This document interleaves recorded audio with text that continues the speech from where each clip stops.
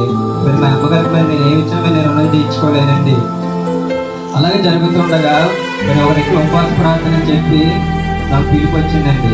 పిలుపు వచ్చినా సరే నేను చర్చికి మానేస్తాను, దేవుడిని దూషించాను. నేను ఆ ఉపవాస ప్రార్థనకి వెళ్ళానండి. ఉపవాస ప్రార్థనకి వెళ్ళింది దేవుడి మీద భక్తితో కాదండి. నేను ఆ పిలిచిన మనిషి ద్వారా, ఆ మనిషి నన్ను పిలిచాడండి. ఆయన మీద నమ్మకంతో వెళ్ళాను తప్ప దేవుడు నా జీవితాన్ని మారుస్తాడని నేను వెళ్ళలేదండి.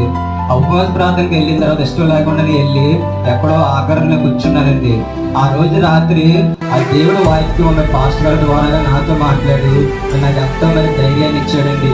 మరి ఎంతగానో మరి ఒంటరి స్థితిలో ఉన్నప్పుడు, కుమిలిపోతున్నప్పుడు ఆయన ద్వారాగా దేవుడు నన్ను బలపరిచి మరి ఆ రాత్రి నేను ఆ వాక్యం విన్న తర్వాత నేను ఇంటికి వెళ్ళి నేను ఒకటి అనుకున్నానండి, మరి ఇప్పటి వరకు నేను మరి ఎన్నో చేశాను, మరి ఎవరో కూడా నాకు సహాయం చేయలేదు, ఎవరు కూడా నా జీవితం మార్చలేదు. ఒక